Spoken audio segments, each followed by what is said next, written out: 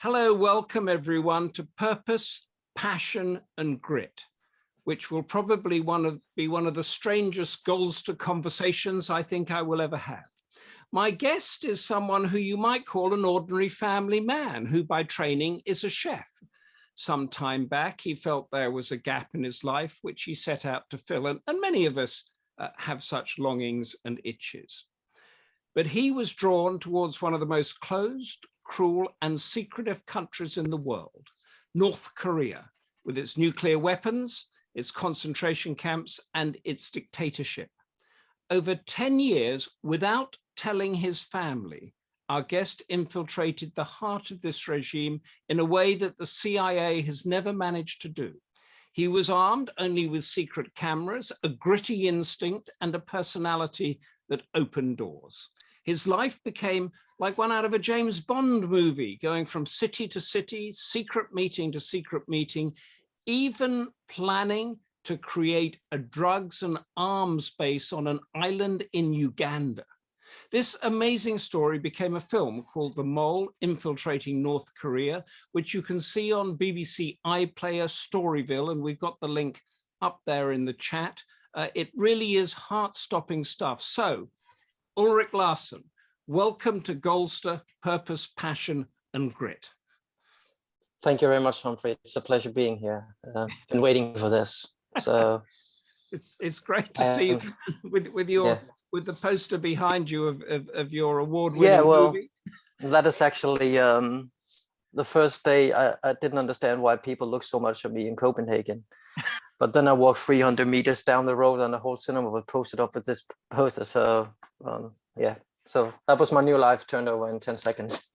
And you haven't changed much. You're very recognizable. You haven't put on glasses or grown a beard. You look exactly like in the picture. But take us right to the beginning, because you're going to take us right through this incredible story. But you trained up as a chef. You were working, in a restaurant? And then what happened?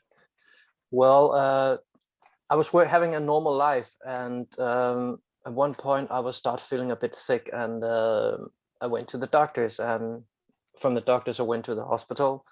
And they discovered that I had a chronic pancreatitis in the pancreas, which means that it will never disappear and it could be a painful way of living.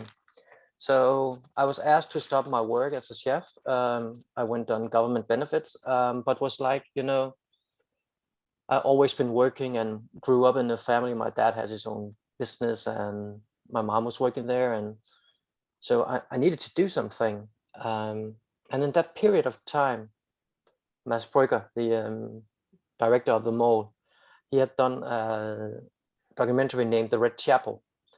And The Red Chapel is about two adopted North Korean persons going back to North Korea. They were adopted in the South. And they was like this, want to do a theater show. And Mads Brügger and those have made a great theater play, role play.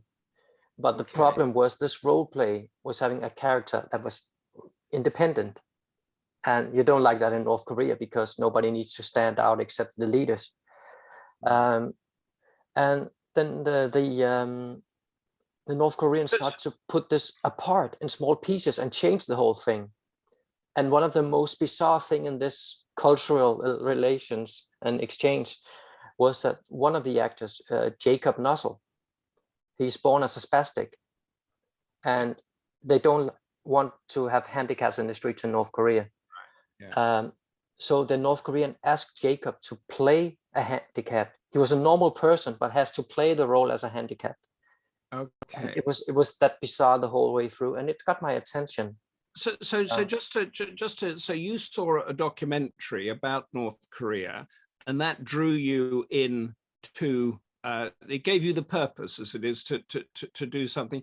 But explain to us, before we go on a bit, what exactly is North Korea? Well, I could talk for days. But it's have a minute. We'll give you a minute. Perfect. Well, it's a nation who's been ruled by the same family since 1948. The Kim Il-sung was the founder of North Korea, and his son took over in 1994. And in 2011, 2012, Kim Jong-un took over, who is the leader today. It's built up around the leader Kim Il-sung as this father figure or the saint of North Korea. It's a dictatorial socialist country where from you're born till you die, there's a plan what you have to do. And there's around 25 million people living in that place. And to be there it's just like something you never seen before. If you've seen read the Orwell 1984, you can multiply that with 100 because they know everything you're doing and they can track exactly. you and they can hear you, and you don't have any access to the outside world. You can't just ring people up and go onto the internet. But the like East and West Germany, it was divided after the Second World War, wasn't it? So the Soviet Union took the North and the Americans took the South, in a way, a bit like West and East Germany. Is that right? Yeah, that's true. And it's got a lot to do with my life because I grew up in the southern part of Denmark. And after my dad sold his shop, he got a job on the ferries who sails between Denmark and Germany. And we had two routes, one to Puttgarden in the old West Germany and one to Warnemünde in the East Germany. If I went with my dad to West Germany, I could have a Coke or fries or chips or whatever I like, a burger from the border police in Germany. But if I went with him to East Germany, I was told literally by the person on the ferry, you don't have to go down there, like, because they're gonna either kidnap you, kill you, or what is even worse, because they are communists. And I was like this 10-year-old boy, like what is happening? But on one of these days I went with my dad at work, I met a East German boy, Mike Yenayan is his name. And I was playing, we have to remember this is still in the 80s. So I was playing on an arcade machine, playing a flight simulator named 1942, which is a American fighter machine, has to shoot down a lot of Japanese flights. Okay. And my dad had gave me a lot of coins to this machine to keep me away from him. So I would start feeling pain in my hand by shooting all the time. And suddenly this boy came in on my right side and just started pushing the button. And we started up the first East-West connection, I guess.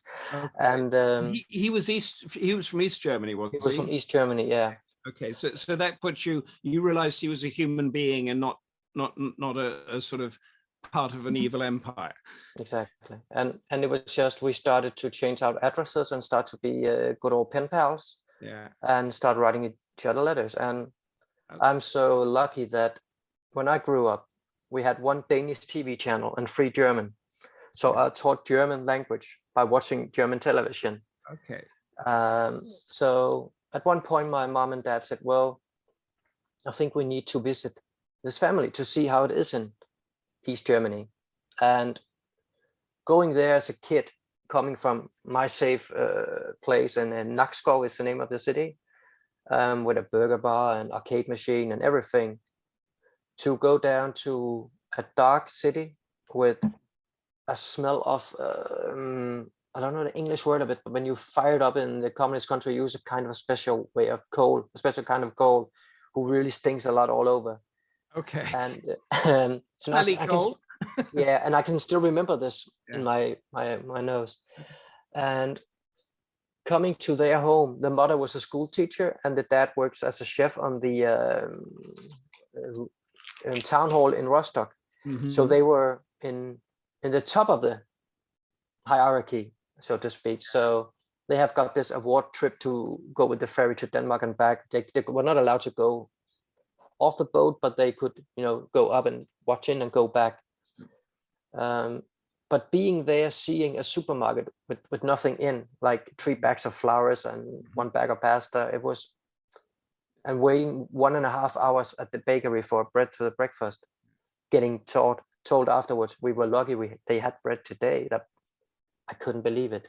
So this was a different world that you saw as a child, and then you became sick and couldn't work, but became intrigued by this other different world out in Asia, of which people didn't know very much about. And you went to the North Korean Friendship Association, is that right, to find out more about it? Yeah, well, watching the Red Chapel got my attention, and Googling Denmark, North Korea in one word showed me there was a Danish Friendship Association, which is a diehard supporter of North Korea. Its chairman, Anders Christensen, has been chairman for plus 40 years and been traveling to North Korea a minimum of 45 times. I gave him a call asking to hear more about the association and what they do and why they support, because maybe I have the wrong understanding. That was my way in of what I hear from the media. And he was quite fast inviting me to a public meeting some weeks later. And I still remember he told me on the phone, Ulrich, you have to be there early because they're gonna be many people attending. We have rented the biggest room in this place we're gonna be. It's gonna be fantastic. So I came early, but only 12 people attended, and six of them was a member of the board. So there were 5 and me. So were they these diehard communists from way back, or what sort of people were they? Well, they are back from the the 60s, 70s, 80s kind of guys. They were all plus 60. They were like stuck in this time wrap. It was literally a very strange evening. So at what stage, because you went to many of their meetings and got to know them, at what stage did you link up with the film director, and at what stage did you know you were going to become a mole? Well, to be honest, I wrote Mads Brügger, the director, a message on Facebook in the early days of Facebook back in the late 10s.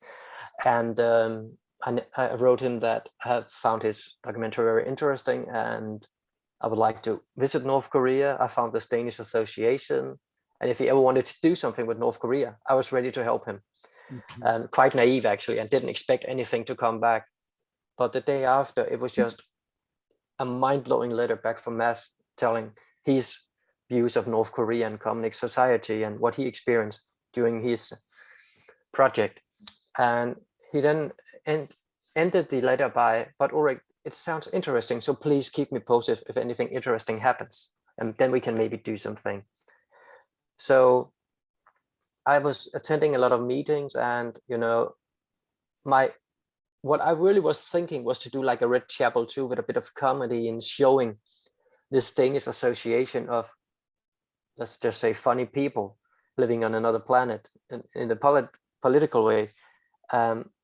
I remember once I used the frame, it was like going to be like a Monty Python show in North Korea. But it certainly looks sorry, like John Cleese. Sorry film. to John Cleese about that, but I could people. Yeah, but I could quite fast. I could see nobody has the interest for this, so I took the chance. Did one of the few phone calls I have for 10 years with Mads Brügger, telling him, well, if there's going to be something, I need to go to North Korea, but that's out of my hand because that's a bit expensive to go there. And a few days later, I was attending a meeting with his producer, Peter Engel, who was the producer of The Red Chapel and the Cold Case Homoshow that Mads Brügger did, and another documentaries with him. And we had a great lunch, and he asked me, well, to document things, you need a camera. Do you know how to film? Mm-hmm. And I was like, sure. I'm practically Steven Spielberg. The last time I was filming was at my own 14 years birthday. So that's for 25 years back then. But he looked at me, laughed a bit and said, well, go order that trip and here's a camera for you. So he practically gave me this little handheld camera with small tapes in, and who has been recorded on several times. So that was how much they believed in it. But that gave me the first real job, that was to tell those people I want to film them.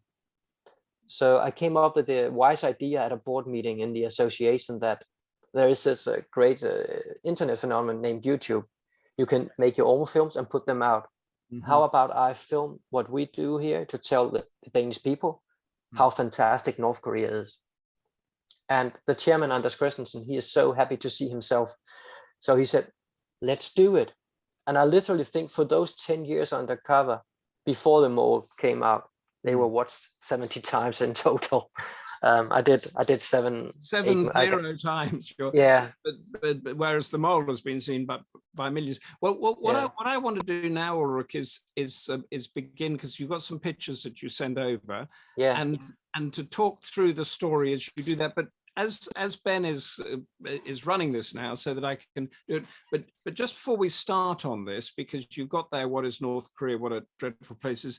Explain to us the middleman, as it were, that introduced you to the people that wanted to make the drugs and the arms sales and all that sort of thing.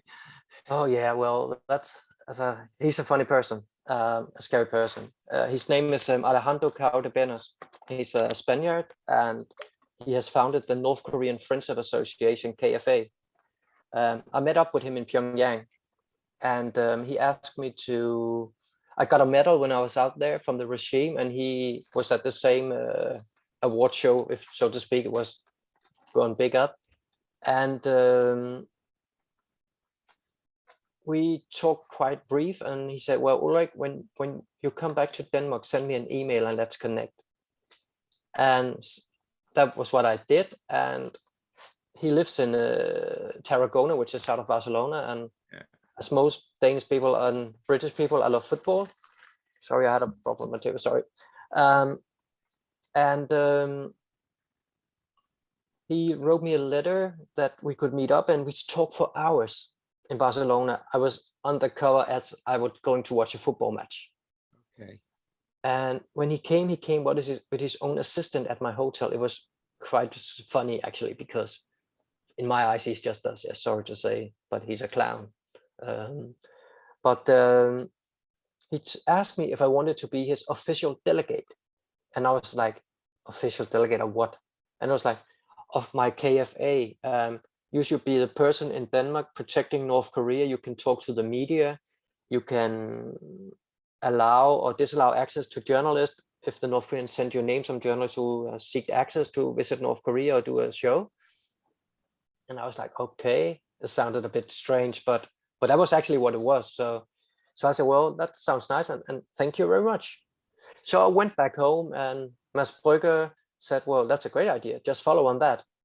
Okay. And then I had an email from Alejandro with a lot of rules, what to do and what not to do as his official delegate.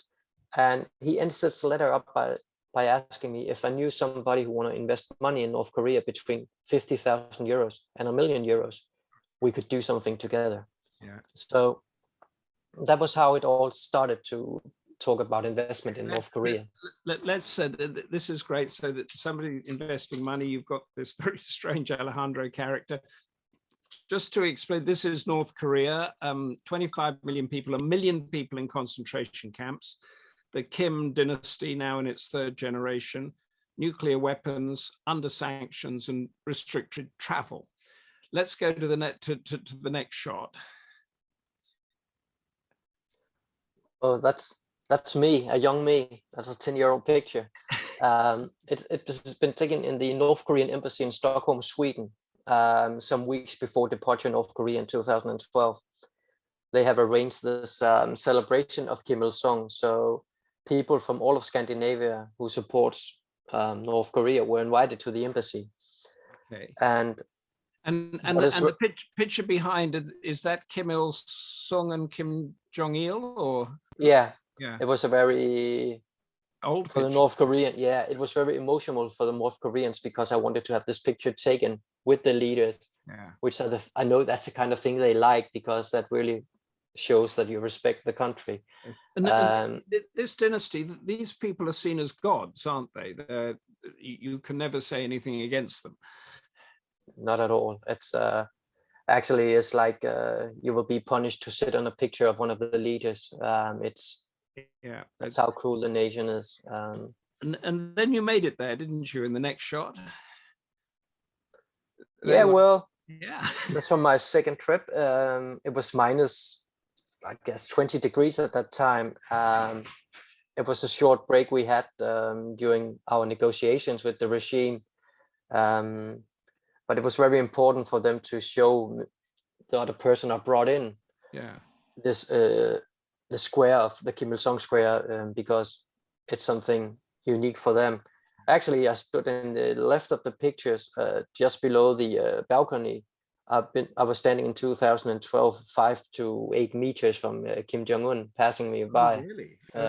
Actually got a few split seconds of eye contact with him. So everybody around me was cheering like hysterical to a Justin Bieber show, but I was like trying to just be calm and give him a bit of applause, because deep inside my heart, I little just want this man to disappear. So you were this close to seeing him. What did you read in his face?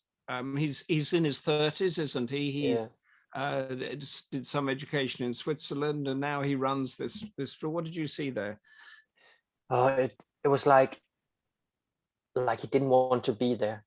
It was like he was looking down on his property, which it is, all the people. But I remember those eyes were like senseless, rude, bad eyes. Like he knew he could just point fingers at somebody. A kind of power, but still a bit of feeling unsecure in the situation, I think, because you point fingers at somebody and make them very rich or kill them. He can do it just with the flick of his fingers. Let's have the next shot, because this is you in the this is you as the tourist in a way, isn't it? Yeah, that's from my first trip back in 2012, just before I had my medals. I got a medal from the regime, and I really tried to have a selfie with this soldier, but he could talk with me and look at the camera, but as soon as I was about to take the picture, his face just turned away, like he didn't want to look in the camera, like he was told, do not look in the camera. And the person out left is actually the Danish chairman Anders Christensen, which had a fantastic trip. Okay. Yeah. And were you? This was you undercover, or had you actually gone undercover at this stage, or not? I was trying to find my way in to see if there were anything interesting in North Korea. So, but at this point here, I was just this guy filming the Friendship Association, this nice guy loving the Kims and the nation. But just give us a sense, because they took you around, as they do, because I've been to North Korea, they take you around all these sort of sites and sort of sightseeing, don't they, to the hospitals and that sort of thing. But how did you read it? You went to a hospital, you went to a dance show, no doubt. What did you see in the country, the psychology of the country? Well, I haven't been to the US yet, and in the Paramount Studios and that, but I will say it was quite staged. What I've seen out of pictures, and when after the mole came out, all those things I've been participating in by movies and interviews and stuff, it was literally like watching the stage. And it was, so what they were saying it was blatantly obvious that they actually were not. In other words, if they showed you a beautiful hospital, could you see that it was not that beautiful? Well, I went to this, it's called a Mertony in English, hospital, and the first thing they showed us was this big sign. This hospital is a baby-friendly place named by the UNICEF, and it was quite easy to see this has never been made by UNICEF. But walking in there and was told a lot of strange stories, and suddenly they just pushed us into two ladies who just got a newborn child each, and they were just forced to sit upright looking at us, and the babies was down in the end of the bed wrapping in towels and stuff, and I walked away out of there after 20 seconds because I felt like quite felt bad for the North Korean women to have to sit there with their newborn children and to be this showcase for the regime. They might not have even been the mothers too. Maybe not, yeah.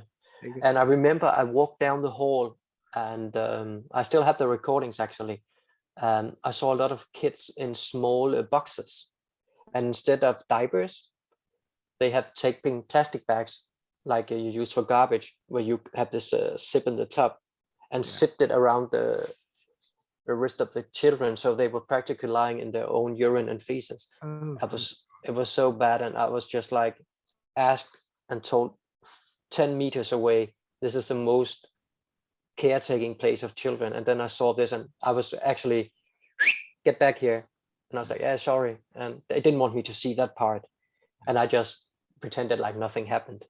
But that showed me still, again, we have the normal North Korea and we have the stage North Korea. And then we also have the James Bond North Korea in the next shot, because you did manage to find your investor, quotes, and you managed to get right into the heart of the regime that deals in arms and drugs and makes the money under sanctions. What is this shot that we're seeing?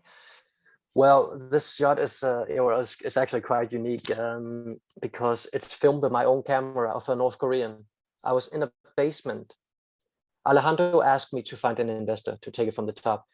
And Mads Brügger asked actually 2 Danish business guys if they want to help him in a project by playing themselves. And they were like, well, that sounds interesting, because Mads is has a huge name in Denmark.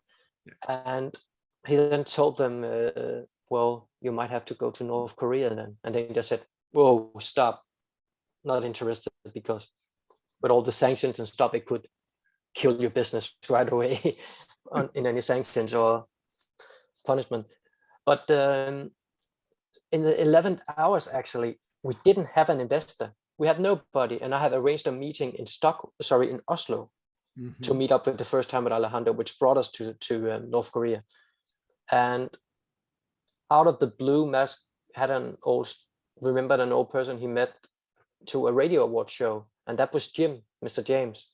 And he spent 8 years in prison for selling drugs to the jet set in Copenhagen. And he asked him if he wanted to help him with a little job, and he said, you have to travel to Norway. And he was like, yeah, well, can I give you an answer tomorrow? No, but I need an answer within 20 minutes.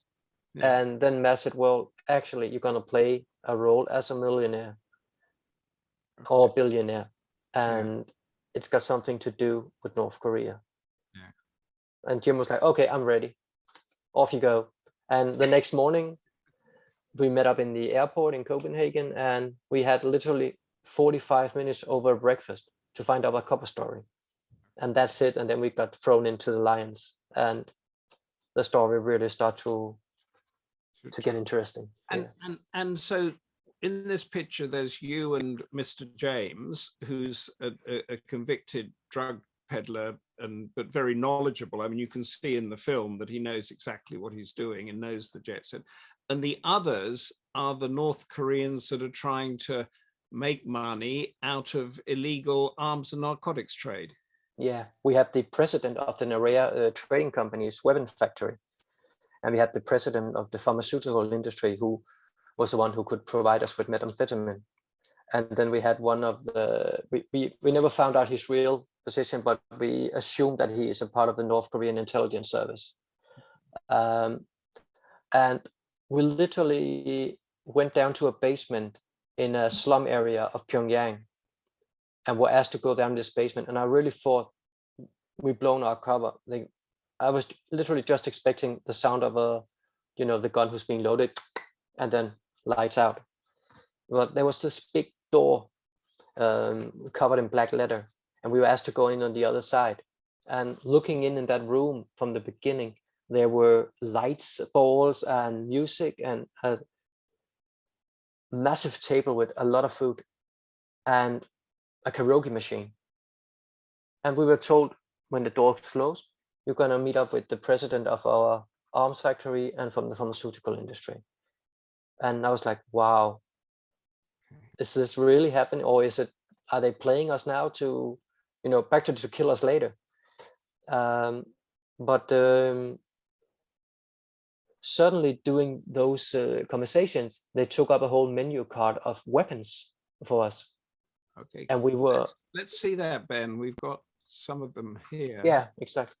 That was just some of it. And the next one, that's a rocket launch. The other one's even more fascinating. This is the menu card. Yeah, the price list, the quantity, the total prices. It's I was having a few seconds looking in the eyes of Mr. James, and we couldn't believe what just was happening just in front of us. And actually, the North Koreans asked me to film in the room, because then I could show it to the cooperation partners with Mr. James that it is easy to do business in North Korea if you really have the money and want to do it. And at one point, they took out the camera of my hand and asking me to be with the people to film me with those things.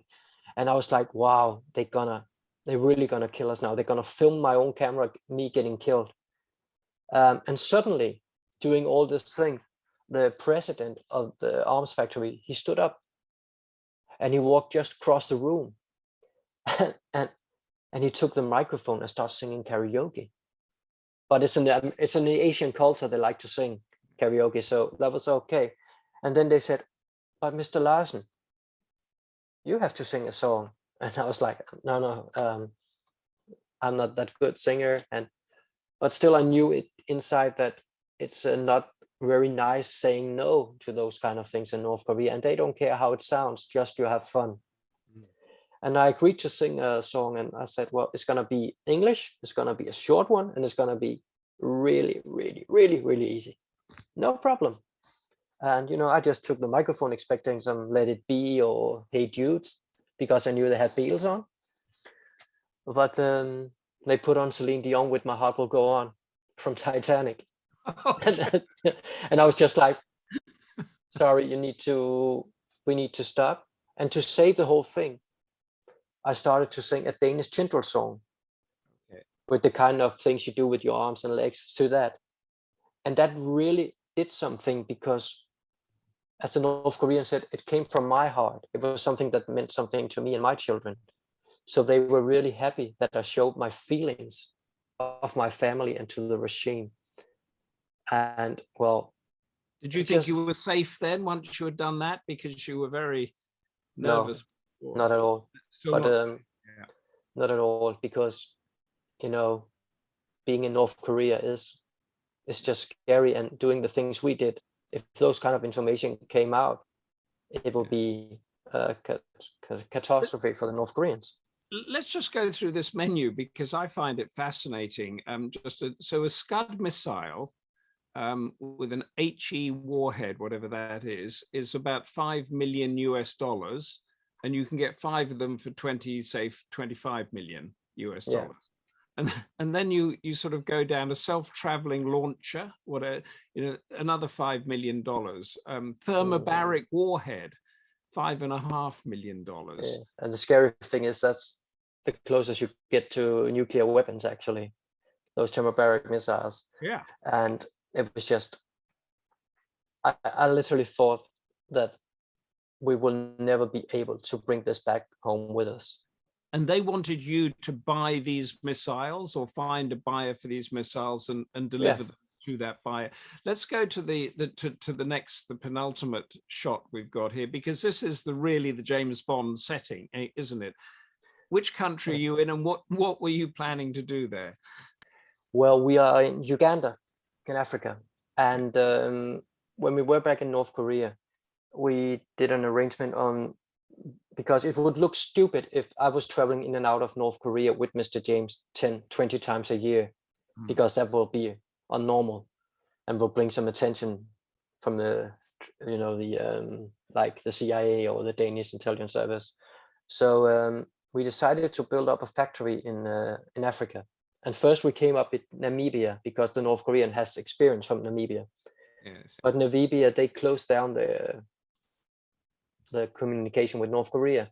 But Uganda still were open. So we got the idea that maybe we could buy an island in Uganda, because the Lake Victoria is there. And we literally just use Google, typing island for sale Uganda, enter. And it just came up, this island for $5 million. And we got in contact with the real estate broker and arranged to come and see the island. And at the same time, I arranged with the North Koreans traveling to Uganda to meet up with me and Mr. James to continue our negotiations at our hotel. So me and Mr. James went out to see the island by boat, and there were 300-400 people there, and they welcomed us as you know, like heroes. They haven't never seen white people before. I got a kitchen eat fingers and fingers in my nose and ears and mouth. And then we find out why they were so happy to see us, because we were asked to go in the church with them to pray, and the church mean a lot to them. And then this real estate broker, he had told them that those two people from Denmark would like to visit the island because we want to buy them a hospital or a medical clinic to help them, because they had nothing. Okay. And standing there praying to God that they need to leave us alone and do what they are told to do.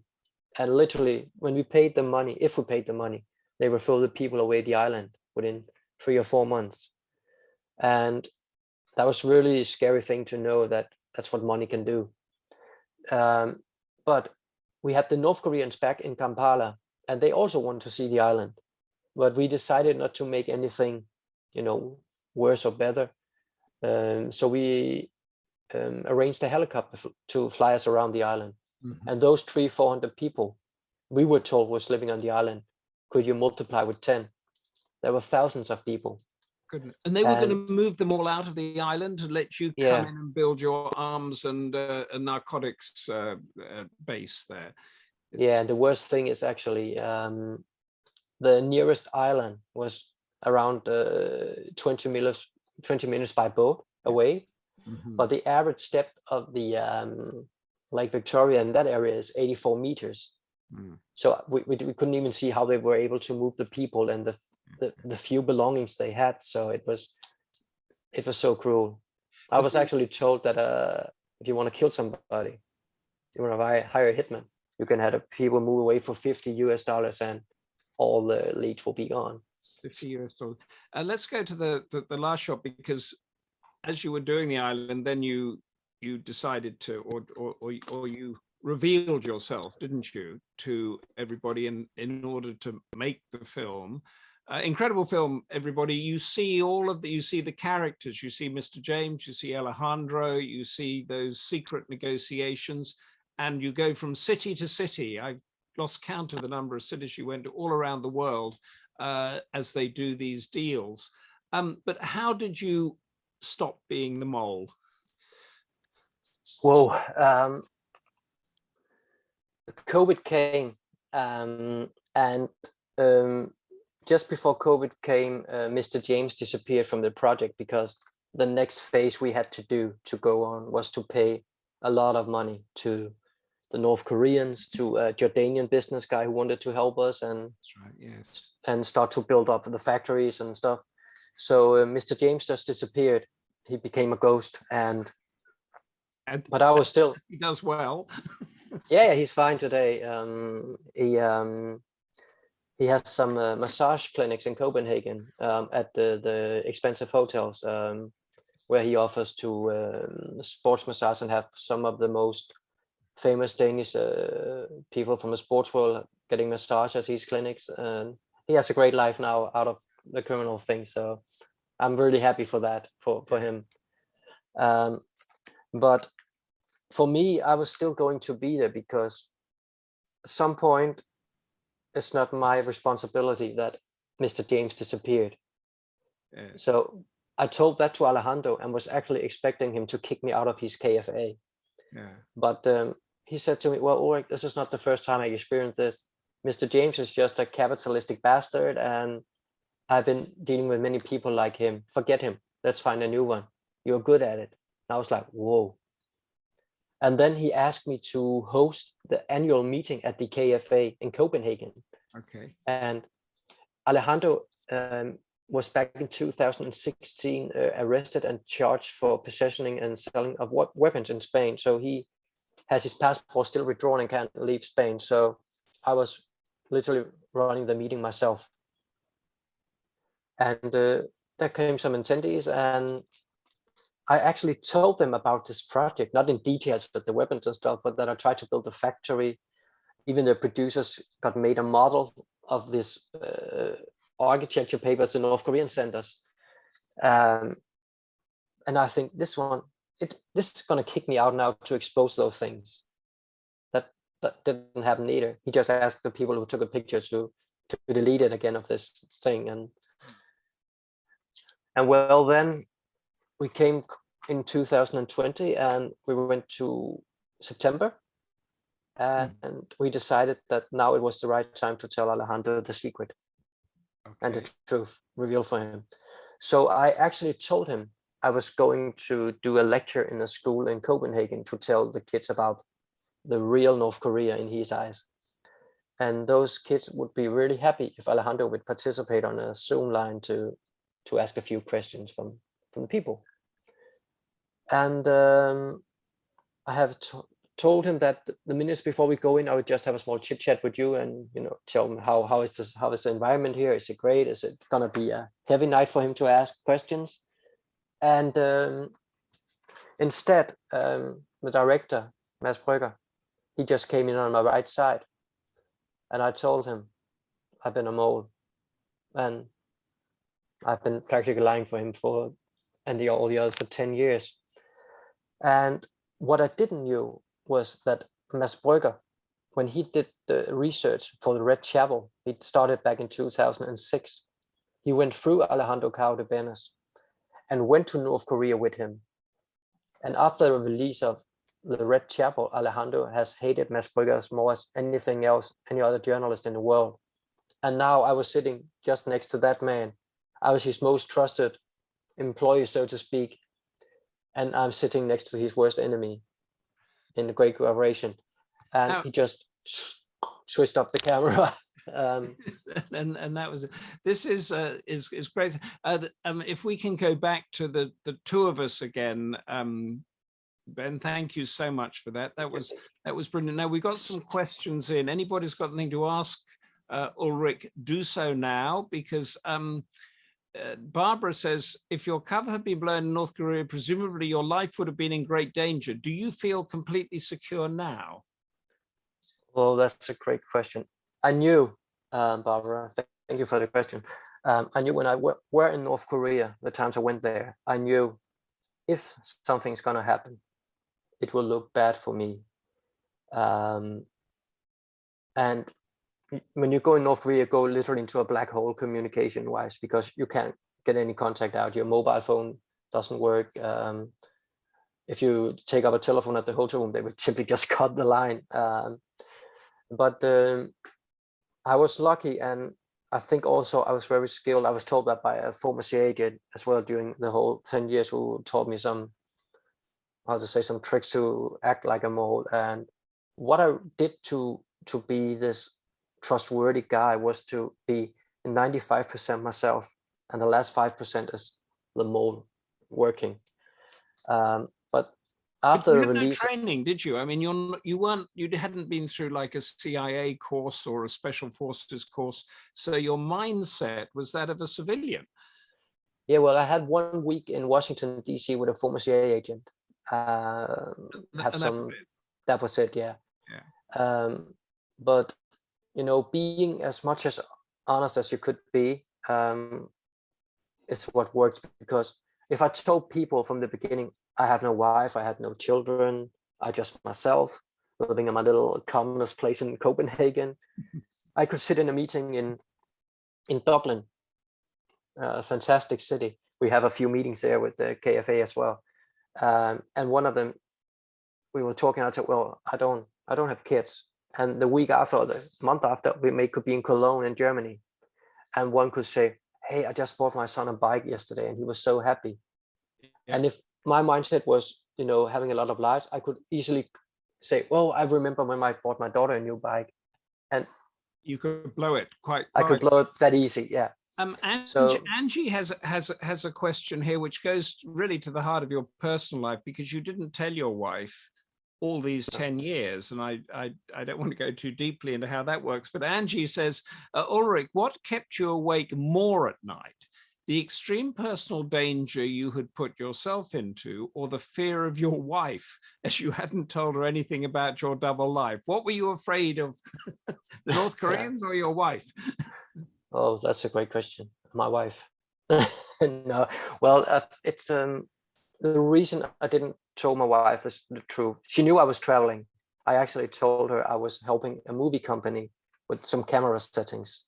That's what I told her, and she accepted that and said, well, if you can have some experience and about that, please go away. And like she could have a break from me as well. No, but you know, the reason I didn't told her was because if she knew, she will first of all, she will be very scared and she wouldn't let me go for sure. Or the other thing is, if she went to a cafe with one of her friends having a cup of coffee or go at the pub for a beer, she could easily say something which she didn't knew actually she was saying, but that could get me into trouble. Has she accepted it now, or has she forgiven you? Is forgive the right word?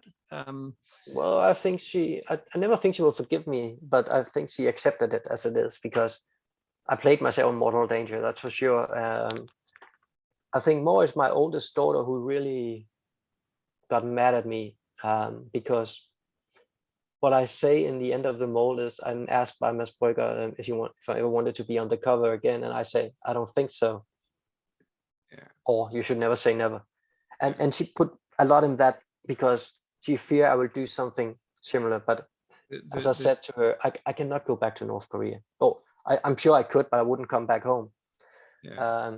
And it is a cruel country, because when we came back from North Korea with all those papers and documentation and video clips, we weren't aware of the story of the American student Otto Warmbier, who came back in really bad shape and died 6 days after his arrival to his family in Cincinnati.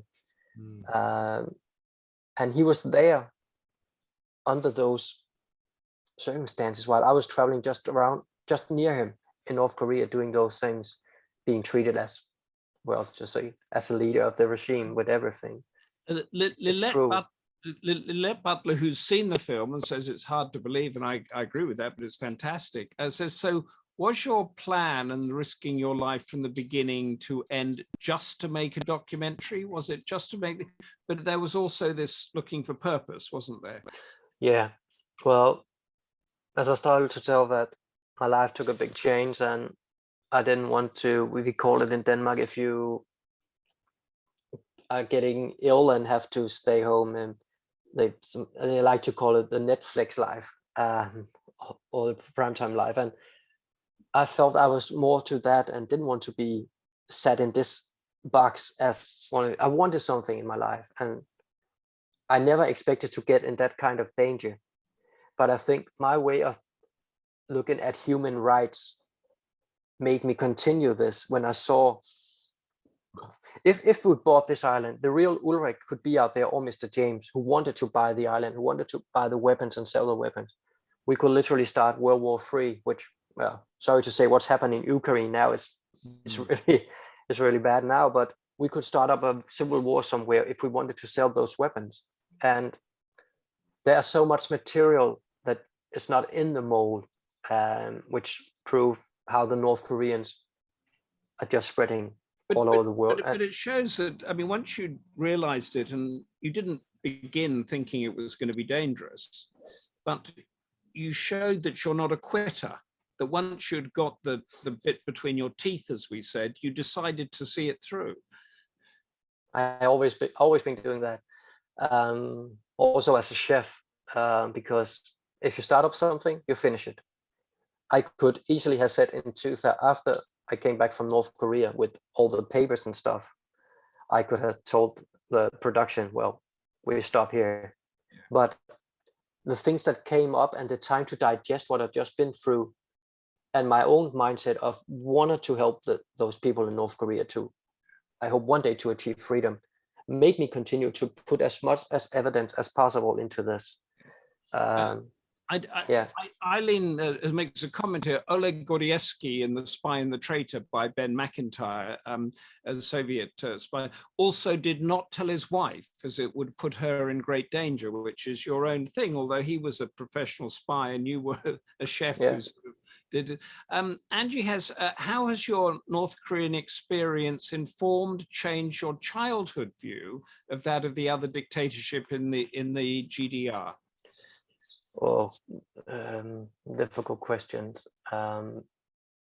for me, it was bad to see the DDR as a child, but as an adult to visit North Korea, it was worse than that.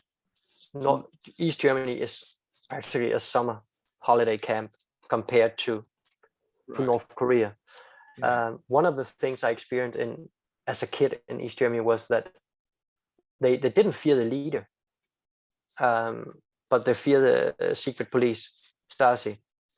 I remember one evening as a kid in East Germany, some people came knocking on the door, and looking back now, I'm quite sure that was the Stasi arriving, because some of the neighbors told that they could hear foreign languages in the apartment. Whereas North Korea's got this cult, this godlike cult, hasn't it? So it was much more controlled. Celia says, I think you've answered this, but answer it again to Celia. What drove you to take such risks? Well, first of all, the whole situation about my life, I needed something to go into. But what we also have to remember is, if you put a little snowball on top of Mount Everest and just let it keep rolling, it's getting bigger and bigger. The same was the story and the things I went through. Nobody knew the outcome of this one when they said yes to let me start up this project. And I'm sure if I have told Mads Brügger back in 2010, I'm gonna expose the North Korean weapons program, how they sell and how they do drugs to produce in other countries, he would have said to me, see you, nutcase, because that's practically what he was thinking at that time. This person is probably wasting my time, but why not try and give him a chance? Because sometimes you need to. And he actually told the Danish press that I was his lottery ticket. Okay. This Lisa Paul says, how did you connect with the former CIA agent in DC who helped you for that week, you say? And what was their opinion of what you were doing? Did they try to talk you into it or out of it? Well, what I didn't know was that when Mads Brügger did the Ambassador, a documentary he made in Central Africa about how to buy diplomatic titles, he has a private former Danish Navy SEAL soldier who has his own security company today with him as his bodyguard and advisor. Right. And he is the one who has been helping me after the mole to start up, but also took in all the lines to care for me during the mole. And after Alejandro started talking about weapons, they decided that I needed some kind of training. So he reached out through his contacts to the US and found Max, who is not his real name. But he's a former CIA. He has 36 years of experience in the CIA. And we see him with you in the film, don't we? But he keeps his face covered like a bandit as he teaches. This sort of. And but we pretend if you're in the late 30s and you're told you're gonna spend a little week with a CIA agent, and I got 12, 13 years in my head again. Wow, CIA, pistols, gun, not ladies, I'm married, but you know what I mean. The real James Bond life. But it's not like that at all. It's a lot about, you have to watch things, you have to rethink and do a plan. But what he told me as one of the first things was that the position at that point I was in North Korea, CIA had tried to do that for 20 years, putting a person in that position. And he literally told me that he was really proud of me, what I was doing and how I did it, and the things that he told me, he was hoping I could use those things later on. And I did some of the things he taught me. I used them when I was out walking around in other countries to see if I was getting followed by anybody or things. And we've got one quick question from Suri, which I'm going to bring in afterwards. Can you just hold there whilst I tell our audience what we've got coming up, and then I want to come back to you for some final stuff. We are unfortunately running out of time. Tomorrow, Wednesday, 23rd of March at 7 p.m, we have a Goldster special. It's an author to author with Dr. Harlan Ullman, who some of you may have met last year. Harlan's a mover and shaker in Washington, a senior advisor to the Atlantic Council. And we've got him specially on with his new book, The Fifth Horseman and the New MAD, to explain Russia and Ukraine to us.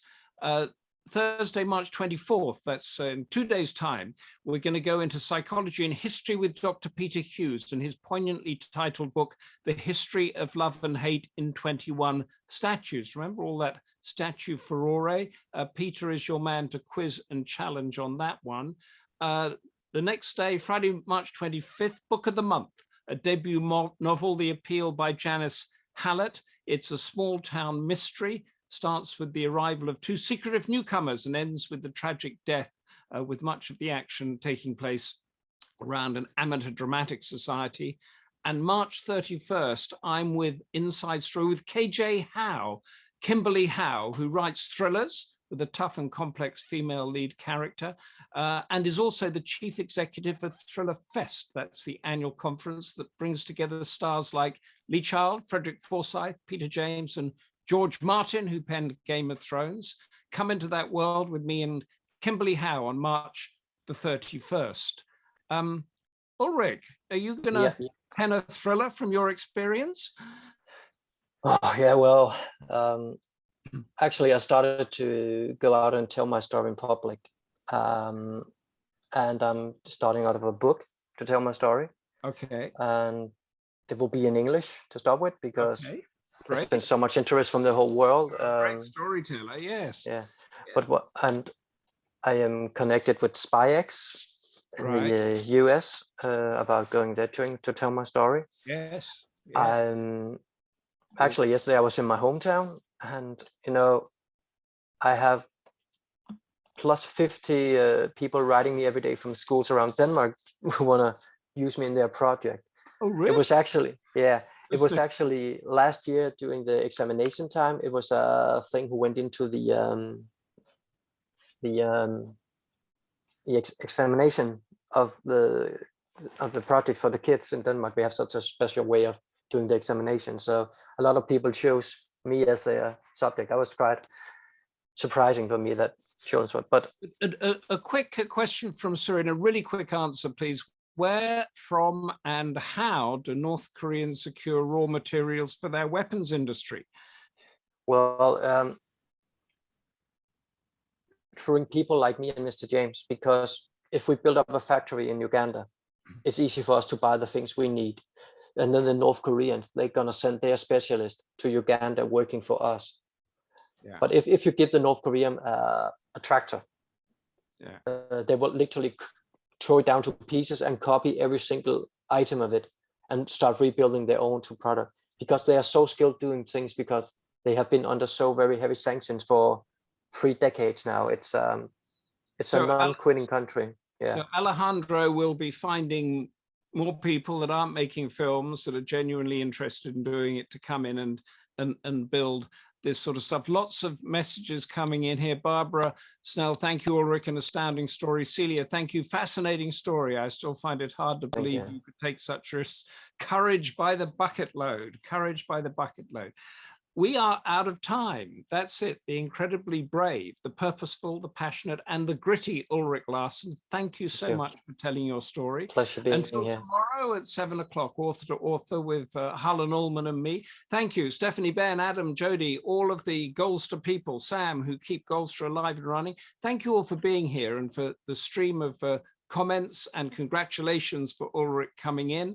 And until tomorrow evening, I am going to break off my farewell. I've got one question that I want to quickly ask you. Could you infiltrate the Kremlin and let us know what's going on in Putin's mind? If I could, I will already be there.